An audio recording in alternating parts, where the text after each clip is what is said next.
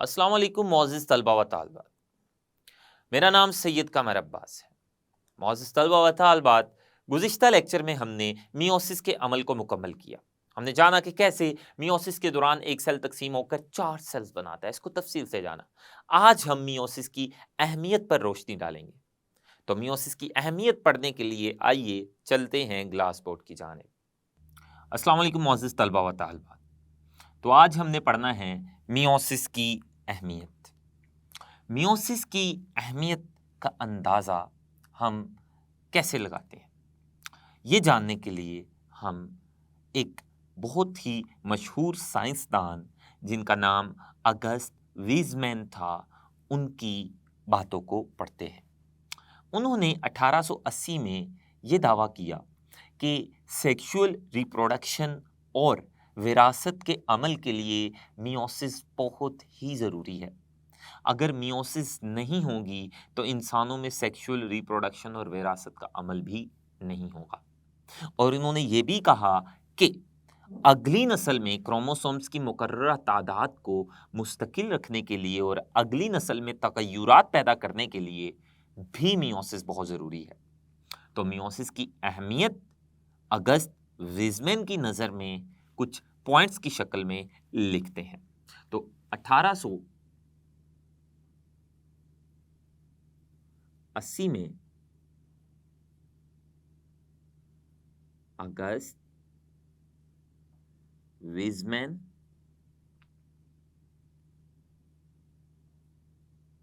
ने ये कहा, उन्होंने हमें मियोसिस की अहमियत के बारे में ये कहा कि मियोसिस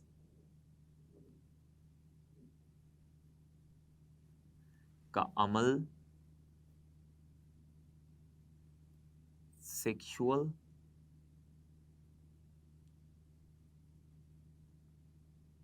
रिप्रोडक्शन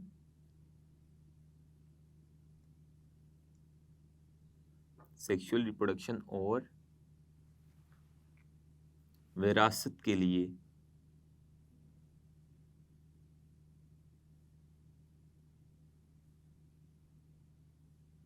लाज़मी है। इसके अलावा उन्होंने मज़ीद कहा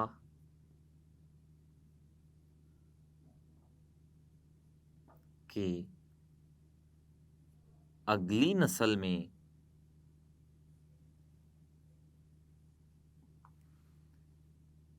क्रोमोसोम्स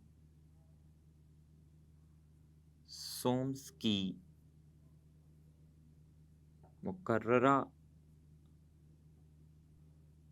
तादाद को मुस्तकिल रखने और तगय्युरात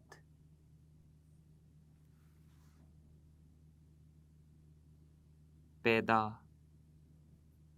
करने के लिए भी मियोसिस बहुत ज़रूरी है। तो मियोसिस की अहमियत हमने 4 लिहाज से पढ़ी। पहला हमने पढ़ा कि सेक्सुअल रिप्रोडक्शन मियोसिस के बगैर नहीं हो सकती। दूसरा, उन्होंने ये कहा कि विरासत का अमल के खसूसियात का वालिदैन से बच्चों में मुंतकिल होना, ये वाला जो अमल है, ये भी मियोसिस के बगैर मुमकिन नहीं। और तीसरा, उन्होंने कहा कि अगली नस्ल में क्रोमोसोम्स की तादाद को मुस्तकिल रखने के लिए मियोसिस बहुत ज़रूरी है। अगर मियोसिस नहीं होगी तो अगली नस्ल में क्रोमोसोम की तादाद मुस्तकिल नहीं रहेगी, तब्दील हो जाएगी, जिससे क्या होगा, जिससे जो अगली नस्ल पैदा होगी वो कोई और स्पीशीज भी बन सकती है, वो स्पीशीज कोई नई किस्म की भी हो सकती है अगर अगली नस्ल में क्रोमोसोम्स की तादाद पिछली नस्ल जितनी नहीं होगी। तो फिर अगली नस्ल पिछली नस्ल से बहुत ही इतनी मुख्तलिफ हो सकती है कि उसकी एक नई स्पीशीज भी बन सकती है अगर मियोसिस नहीं होगी। तो मियोसिस अगली नस्ल में क्रोमोसोम्स की तादाद को मुस्तकिल रखने के लिए भी बहुत ज़रूरी है, और अगली नस्ल में जो नए नए तगय्युरात, जो नई नई तब्दीलियाँ पैदा होती है, जो पिछली नस्ल से मुख्तलिफ होती है, और ये तब्दीलियाँ बड़ी अहम होती है। इसकी एक मिसाल है औलाद का अपने वालिदैन से मुख्तलिफ होना। ये तगय्युरात की एक मिसाल है। ये जो औलाद अपने वालिदैन से मुख्तलिफ होती है, या एक नस्ल पिछली नस्ल से मुख्तलिफ होती है, खसूसियात में तब्दीलियाँ आती हैं, इसकी भी वजह मियोसिस है। तो आइए जानने की कोशिश करते हैं कि मियोसिस किस तरह से अगली नस्ल में तगय्युरात पैदा करती है, किस तरह से मियोसिस वालिदैन से बच्चों को मुख्तलिफ बनाती है, किस तरह से मियोसिस अगली नस्ल में क्रोमोसोम्स की मुकर्ररा तादाद को मुस्तकिल रखने की जिम्मेदार है। आइए जानने की कोशिश करते हैं। तो सबसे पहली अहमियत जिसकी हमने वजाहत करनी है वो ये है, मियोसिस की वजह से अगली नस्ल में क्रोमोसोम्स की तादाद, मुकर्ररा तादाद का मुस्तकिल होना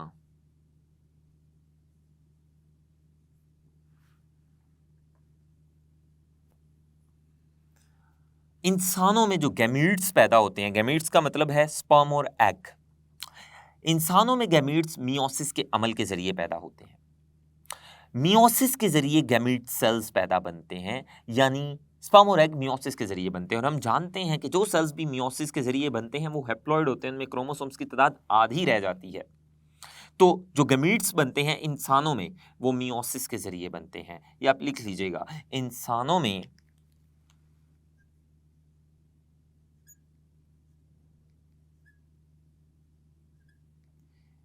गैमीट्स,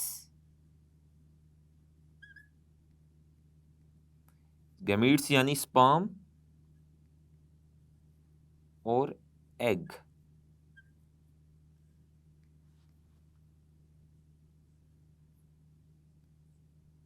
मियोसिस के अमल से बनते हैं। इसीलिए गैमीट्स, चूंकि वो मियोसिस के अमल से बनते हैं, और मियोसिस के अमल से जो सेल्स बनते हैं वो हैप्लॉइड होते हैं, उनमें क्रोमोसोम्स की तादाद आधी रह चुकी होती है। इसीलिए गैमीट्स हैप्लॉइड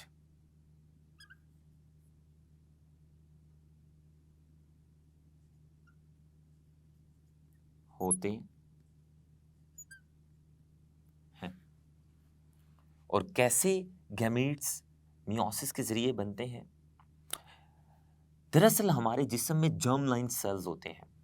वो जर्म लाइन सेल्स मियोसिस करते हैं, और उन जर्म लाइन सेल्स के मियोसिस करने से हमारे जिस्म में गैमीट्स बनते हैं। नर के जिस्म में स्पर्म और मादा के जिस्म में एग गैमीट्स बनते हैं। तो जर्म लाइन सेल्स जो होते हैं, इंसानों की बात हो रही है, इंसानों के जो जर्म लाइन सेल्स होते हैं,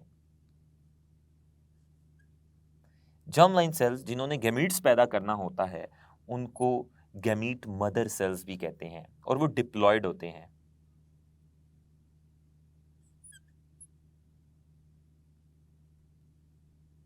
डिप्लॉयड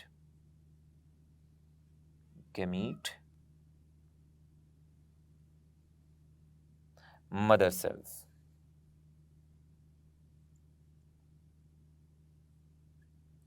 ये मियोसिस करेंगे। जब ये मियोसिस करेंगे तो इनके मियोसिस करने से जो नए सेल्स पैदा होंगे वो गैमीट्स होंगे, और वो हैप्लॉइड होंगे। कैसे? अगर ये एक जर्म लाइन सेल है, यानी डिप्लॉइड गैमीट मदर सेल है, और इंसान के जर्म लाइन सेल में 46 क्रोमोसोम होते हैं। इंसान के जर्म लाइन सेल या गैमीट मदर सेल में जिससे गैमीट्स बनने हैं, उसमें 46 क्रोमोसोम होते हैं।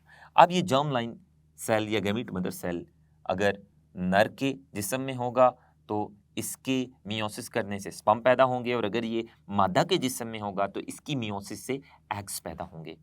तो ये मियोसिस जब करेगा तो इसकी मियोसिस की वजह से इससे 4 नए सेल्स पैदा होंगे। कोई भी सेल जब मियोसिस करता है तो उससे 4 नए सेल्स पैदा होते हैं और ये चारों नए सेल्स हैप्लॉइड होंगे। इन्हें हम कहेंगे हैप्लॉइड गैमीट्स।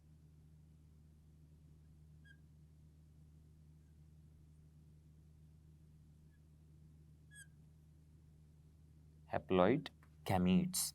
तो ये हैप्लॉइड गैमीट्स हैं। नर के जिस्म में ये स्पर्म होंगे और मादा के जिस्म में ये एग होंगे और इनमें क्रोमोसोम्स की तादाद आधी रह जाएगी, यानी 23। तो ये स्पर्म्स हैं अगर, तो ये स्पर्म जो कि नर के जिस्म में बने हैं, मादा के जिस्म में मियोसिस के जरिए बनने वाले एग से मिलेंगे।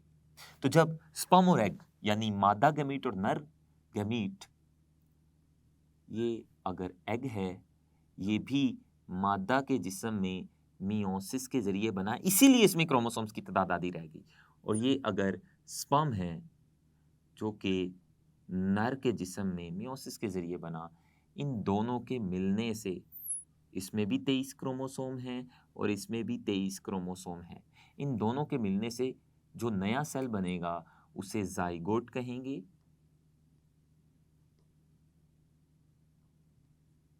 और उसमें 46 क्रोमोसोम्स होंगे और इसी जाइगोट से नया इंसान नमू पाएगा।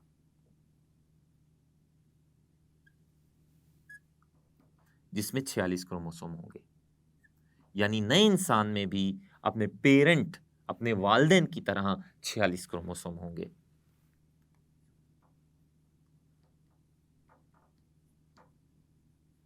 तो इस तरह नई नस्ल में, नए इंसान में क्रोमोसोम्स की तादाद मुस्तकिल रहेगी, उतनी ही रहेगी जितने उसके पेरेंट में है।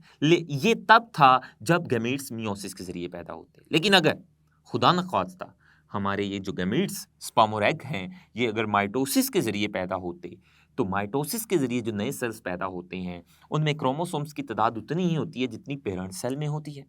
तो ये जो पेरेंट सेल है, डिप्लॉइड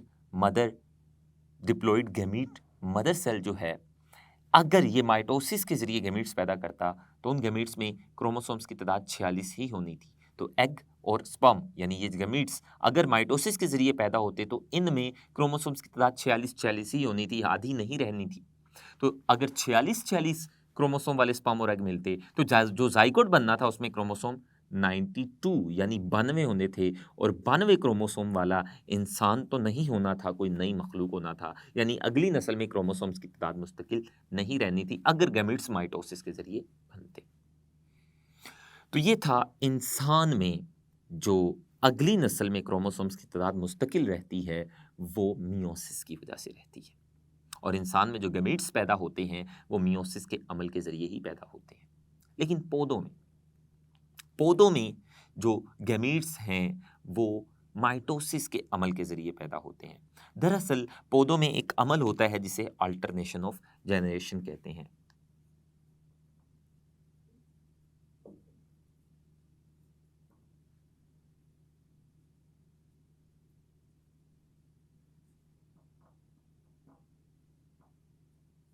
अल्टरनेशन ऑफ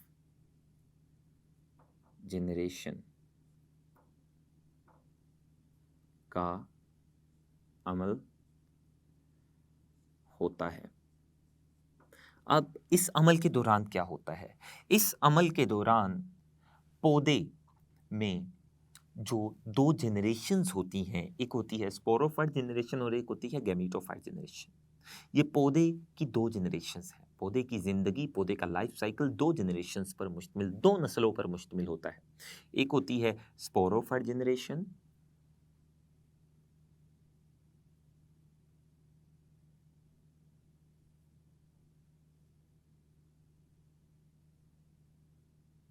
ये डिप्लॉइड जनरेशन होती है।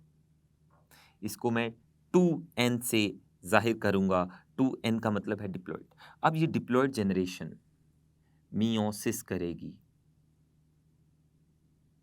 ये डिप्लॉइड जनरेशन मियोसिस के ज़रिए स्पोर पैदा करेगी।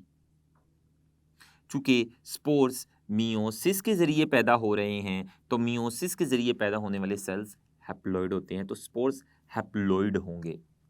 एन का मतलब है हैप्लॉइड। अब ये स्पोर्स जहाँ जाकर गिरेंगे वो एक नई जनरेशन की ग्रोथ कर देंगे जिसे कहेंगे गैमीटोफाइट जनरेशन।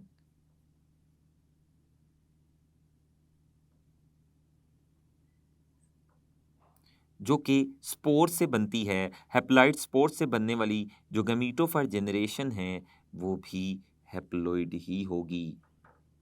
इसलिए मैं यहाँ भी एन ही लिखूंगा। एक एन का मतलब है हैप्लॉइड जबकि 2n का मतलब है डिप्लॉइड। अब ये जो गैमीटोफाइट जनरेशन बनी है स्पोर की ग्रोथ से, ये भी हैप्लॉइड है। अब ये गैमीटोफाइट जनरेशन नाम से ही पता चल रहा है गैमीट पैदा करेगी। गैमीटोफाइट जनरेशन गैमीट पैदा करेगी माइटोसिस के अमल के जरिए। आप देख सकते हैं पौधों और जानवरों में वाज़ेह फर्क है। पौधों के गैमीट्स माइटोसिस के जरिए बनते हैं गैमीटोफाइट जनरेशन से, माइटोसिस, जबकि जानवरों के गैमीट्स मियोसिस के जरिए बनते हैं। ये जो गैमीट्स हैं, ये गैमीट्स एक दूसरे के साथ मिलेंगे। एक होता है मादा गैमीट और एक होता है नर गैमीट यानी स्पर्म और एग। ये मिलकर जाइगोट बनाएंगे।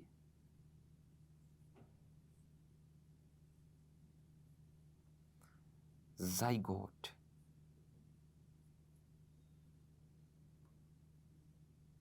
अब ये जो जाइगोट है गैमीट्स के मिलने से, दो हैप्लॉइड गैमीट्स जब एक दूसरे के साथ मिलेंगे तो इनसे डिप्लॉइड जाइगोट बनेगा और डिप्लॉइड जाइगोट माइटोसिस के जरिए तकसीम होकर एक और जनरेशन बना देगा जिसे स्पोरोफाइट जनरेशन कहेंगे। तो इस तरह स्पोरोफाइट जनरेशन स्पोर के जरिए गैमीटोफाइट जनरेशन पैदा करती है और गैमीटोफाइट जनरेशन गैमीट्स के जरिए जाइगोट और जाइगोट से स्पोरोफाइट जनरेशन बनेगी। इस पूरे अमल को अल्टरनेशन ऑफ जनरेशन कहते हैं। इसके अलावा जो फंजाई और प्रोटोजोन्स हैं,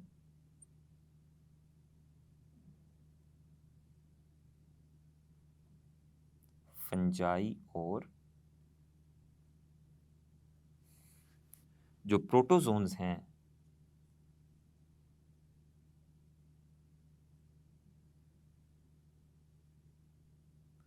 ये माइटोसिस, चूंकि फंजाई और प्रोटोजोन्स हैप्लॉइड होते हैं, ये माइटोसिस के जरिए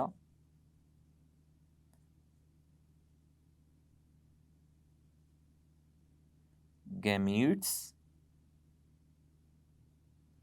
पैदा करेंगे।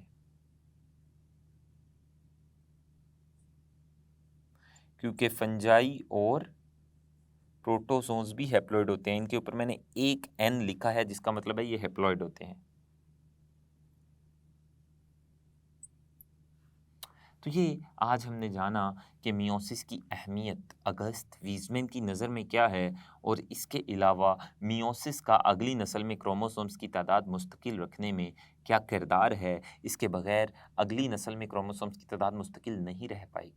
और इसके अलावा जो इंसानों और जानवरों में गैमीट्स पैदा होते हैं ये मियोसिस की वजह से ही होते हैं। इसी वजह से मियोसिस की वजह से पैदा होने वाले गैमीट्स की वजह से हमारी अगली नस्ल में क्रोमोसोम्स की तादाद मुस्तकिल रहती है। अगर इंसानों में गैमीट्स माइटोसिस के ज़रिए पैदा हो तो इंसानों की अगली नस्ल में क्रोमोसोम्स की तादाद मुस्तकिल नहीं रहेगी, पिछली नस्ल से तब्दील हो जाएगी। और इस तरह पौधों में एक अमल होता है जिसे हम अल्टरनेशन ऑफ जनरेशन कहते हैं, उसकी भी तफसील हमने जानी। पौधों में स्पोर्स मियोसिस के अमल के ज़रिए पैदा होते हैं जबकि गैमीट्स मियोसिस के ज़रिए नहीं जबकि माइटोसिस के ज़रिए पैदा होते हैं। इसके अलावा फंजाई और प्रोटोजोन्स जो कि हैप्लॉइड होते हैं, इनके तमाम के तमाम सेल्स हैप्लॉइड होते हैं और हैप्लॉइड सेल में हम जानते हैं कि मियोसिस नहीं हो सकती। हैप्लॉइड सेल में सिर्फ माइटोसिस होती है।